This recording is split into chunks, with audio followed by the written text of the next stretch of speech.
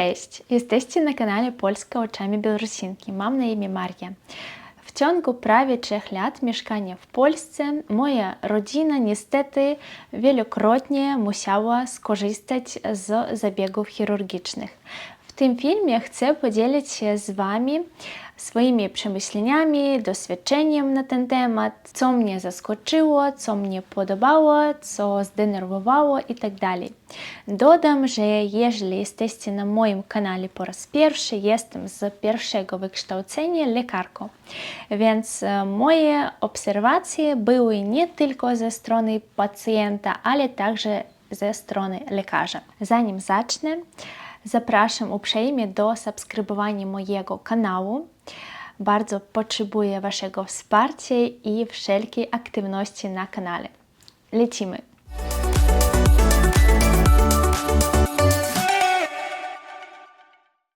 Opowiem o 3 różnych przypadkach chirurgicznych i zacznę od chirurgii szczękowo-twarzowej. Tutaj w Polsce musiałam przejść przez usunięcie wszystkich 4 zębów mądrości. Nie mogę nawet powiedzieć, jak bałam się pójść na to, jak bałam się zrobić ten pierwszy krok, ale nie miałam wyboru, ponieważ moje zęby mądrości, moje 8, jak mówią lekarze, były nieprawidłowo ułożone. Po prostu leżały, więc musiałam je usunąć. Nawiasem mówiąc, napiszcie, czy usunęliście te zęby Wy. I to nie było proste usunięcie, to były naprawdę małe operacje z rozcięciem, piłowaniem, wykorzenieniem kawałek po kawałku, szyciem i nawet przemywaniem rany. Przez 8 miesięcy usuwano mi 4 zęby w odstępach czasu na regenerację i na oczekiwanie na nowy termin. Każdy może zadać mi pytanie, ile za to zapłaciłam? Sprawa w tym, że nic, w ogóle nic nie zapłaciłam. I bardzo mnie to zaskoczyło, ponieważ kiedy przyjechałam do Polski, wielokrotnie słyszałam, że stomatologia w Polsce jest bardzo droga i wydatki będą ogromne. Zgadzam się, jeśli chodzi o stomatologię terapeutyczną. Jednak w przypadku chirurgicznej pomocy w publicznej placówce medycznej wszystko było bezpłatnie. Gdzie konkretnie? Tutaj Uniwersytecka Klinika Stomatologiczna w Krakowie. Jeśli chodzi o wyposażenie szpitala, miałam podwójne wrażenie. Z jednej strony jest wszystko, co jest potrzebne. Sprzęt, narzędzia. Widziałam, jak po pacjentach wszystko jest starannie sprzątane, jak wszędzie jest czysto i schludnie, ale z drugiej strony może być trochę tłoczno, ponieważ w jednym pomieszczeniu za przegrodami jest wiele komórek i miejsc do przyjmowania pacjentów. Jest tam dość głośno i ruchliwo. Wszyscy się gdzieś przemieszczają i lekarze, i pielęgniarki, studenci. Oczywiście, że są liczni, ponieważ to jest uniwersytecka klinika. Dla mnie to nie jest problem, ponieważ sama była studentką i rozumiem, że gdzieś jakoś muszę się nauczyć. I na przykład mój lekarz był bardzo młody, tylko rok po studiach. Trochę się martwiłam, ponieważ miałam 2 zęba ułożonych w taki sposób, że gdyby lekarz coś zrobił nieprawidłowo, to była możliwość traumy nerwu. Ale dzięki Bogu wszystko było w porządku, no i jest w porządku. Nic mnie nie uszkodził. Widziałam, jak lekarz bardzo starał się, jak robił wszystko ostrożnie, ale pewnie. Myślę, że wiele się nauczył na mnie i to doświadczenie w przyszłości mu się przyda. Podsumuję. Poziom opieki medycznej 9/10. Stan sanitarny kliniki, sterylność, czystość itd. też 9/10. Wszystkie inne rzeczy, drobiazgi, no nawet świeży remont budynku dla mnie wcale nie jest krytyczne, ponieważ na Białorusi często nie ma nawet takiego poziomu. Następny przypadek – chirurgia ogólna. Kilka miesięcy temu miałam silny ból brzucha, który po pół dnia przesunął się do prawego dołu biodrowego. Zdałam sobie sprawę, cześć, zapalenie wyrostka robaczkowego. Zadzwoniłam do karetki pogotowie, aby zapytać, do jakiego SOR-u mam jechać zgodnie z adresem zamieszkania, ponieważ słabo się w tym orientuję. Odpowiedziano mi, złożyłam niezbędne rzeczy, aby mąż mógł później przywieźć je, jeśli zapalenie będzie potwierdzone. No i pojechałam taksówką do SOR-u. Tym razem byłam tutaj, szpital uniwersytecki w Krakowie na ulicy Jakubowskiego. Rozumiałam, że mój przypadek nie jest najpoważniejszy, ale też nie jest drobiazgowy, więc oczywiście, że to trochę potrwa, musiałam poczekać.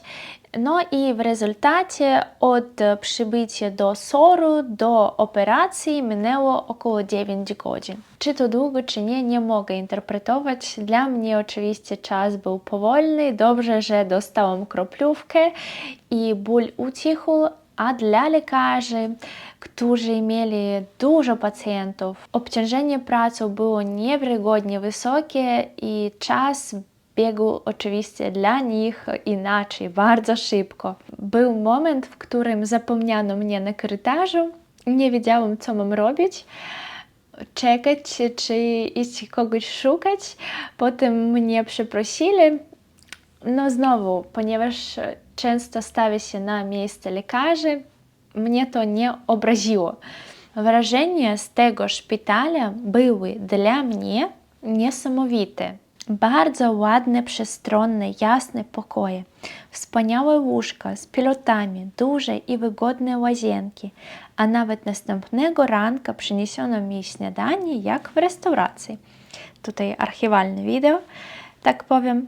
A najlepszy jest personel medyczny. Nigdy na Białorusi nie miałam takiego stosunku do siebie w szpitalach jak tutaj, nawet po porodzie.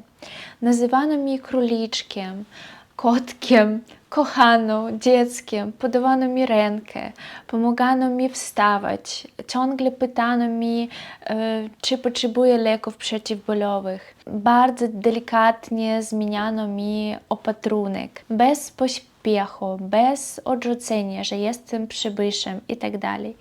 I tak znowu nic nie zapłaciłam za tę pomoc. Wszystko było bezpłatnie. Po 24 godzinach odpuszczono mi do domu, po 10 dniach usunięto mi szwy i miesiąc później wróciłam do treningów i do zwykłego trybu życia.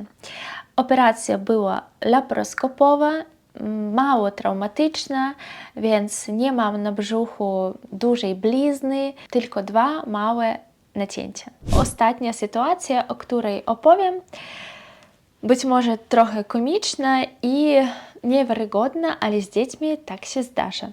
Nasza rodzina pojechała do Warszawy w sprawach rodzinnych, które miały zostać załatwione w ciągu jednego dnia i wieczorem musieliśmy wrócić do domu, do Krakowa. Pogoda była piękna, ciepła, bawiliśmy się na placu zabaw i czekaliśmy na pociąg. Moja córka upadła z tego mostu. Po prostu przewróciła się do przodu głową przez poręcze pół metra ode mnie, zanim je złapałam. Upadła na gumę na ramię i gwałtownie krzyknęła. Na początku myśleliśmy, że to tylko zwichnięcie, ale ból narastał i mąż założył, że to złamanie. Dzięki Bogu, że niedaleko, w odległości 10 minut pieszo, znajdował się szpital Kopernika, dziecięcy szpital. Natychmiast dotarliśmy do Soru. Tam było dużo dzieci i ciągle przybywały nowe, nieszczęśliwe dzieciaki. Ktoś od razu po treningu w kimono ze złamaną ręką, ktoś ze złamaną nogą i tak dalej. Nie czekaliśmy długo, dość szybko wysłano nas na RTG, potem na tomografię, gdzie diagnozowano nam złożone załamanie kości ramiennej, które trzeba było operować. Powiedzieć, że byłam w szoku, to nic nie powiedzieć. Przyjechać do Warszawy i złamać na placu zabaw rękę aż do operacji. Okej, moja córka i ja pozostałyśmy w szpitalu, a mąż z synem pojechali przenocować do przyjaciela.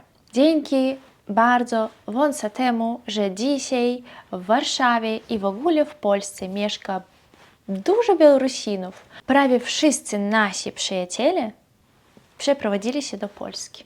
Operacja zakończyła się sukcesem, trwała około 2 godzin. Wszystko zostało ułożone, poprawione, założono gips, wsadzono 3 druty. Do lekarzy nie mam żadnych pytań ani skarg. Rano po zdjęciu kontrolnym zwolniono nas do domu. Operacja również była bezpłatna. To, co chcę podkreślić w tym szpitalu, to doskonałe wyposażenie. Znowu nowe, bardzo czyste, jasne i wygodne łóżka dla małych pacjentów. Duże regały z książkami dla dzieci były bardzo pomocne, chociaż nie było zbyt wiele czasu na czytanie, ale przed operacją i rano przed wypisem trochę przeczytałyśmy. I nie mogę nie podzielić się swoimi wrażeniami od stosunku lekarzy i personelu medycznego do rodziców małych pacjentów. Co mam na myśli? Być może będziecie w szoku. W 2020 roku w Mińsku moja córka miała operację.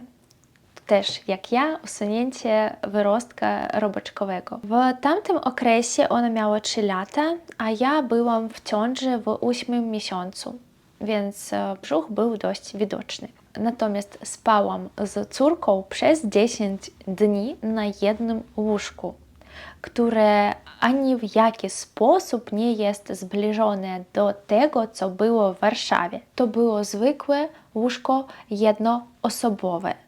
Bez pilota, bez wygodnego materaca, bez ograniczków na krawędziach. Ani jednego razu nie zaproponowano mi pójść spać na jakimś składanym łóżku albo czymś podobnym. Na sali nie było ani prysznica, ani łazienki, tylko umywalka i wspólna toaleta na końcu korytarza. Tutaj, w Warszawie, w nocy przyniesiono mi pościel. Spałam na wygodnym, składanym łóżku z dobrym materacem. W razie potrzeby mogłam wziąć prysznic, ponieważ w pokoju była łazienka. A rano jadłam z córką, ponieważ śniadanie było takie duże, że ona po prostu nie mogła tego zjeść sama. Natomiast w Mińsku przez 10 dni moja rodzina, mąż, rodzice, moja przyjaciółka przywozili mi jedzenie do szpitala. Szczerze mówiąc, czasami nakładano trochę więcej jedzenia w stołówce na córeczkę, żeby ja też mogłam trochę przekąsić, ale to tylko dlatego, że po prostu czasami na zmianę przychodziła jedna bardzo miła kobieta kucharka. No cóż, podzieliłam się z Wami swoimi przemyśleniami. Jestem szczerze wdzięczna wszystkim lekarzom, którzy nam pomogli. Nie czułam żadnych niechęci, lekceważenia wobec siebie, naszej rodziny. Wszędzie spotykaliśmy dobrych, miłych, kulturalnych, empatycznych ludzi. Jest mile zaskoczona poziomem medycyny w Polsce. Jest o wiele wyższy niż na Białorusi. Od świeżego remontu w budynkach, w szpitalach, po plastry pooperacyjne i inne drobne rzeczy, które naprawdę ułatwiają pracę personelu medycznemu. I na końcu chcę jeszcze raz odpowiedzieć na bardzo częste pytanie. Dlaczego nie pracuję w Polsce jako lekarz? Moi drodzy, uwierzcie mi, na to są poważne, najpierw osobiste, a potem biurokratyczne powody, których nie można w dzisiejszych, w obecnych okolicznościach rozwiązać. I nie piszcie mi, że nie ma nic niemożliwego. Jak to może tak być? W moim przypadku tak jest. Poza tym nie jestem lekarzem, który leczy. W takim zwykłym rozumieniu tego pojęcia. Jestem lekarzem innego profilu. Czyli lekarzem, który pomaga zapobiegać chorobom, profilaktycznego profilu. Nie sądzę, że obecnie ten profil jest aktualny i potrzebny w Polsce. Na tym kończę mój film. Bardzo dziękuję za uwagę, za obejrzenie. Będę wdzięczna za komentarze, kciuki w górę, subskrypcje. Do zobaczenia w kolejnych odcinkach już wkrótce. Cześć!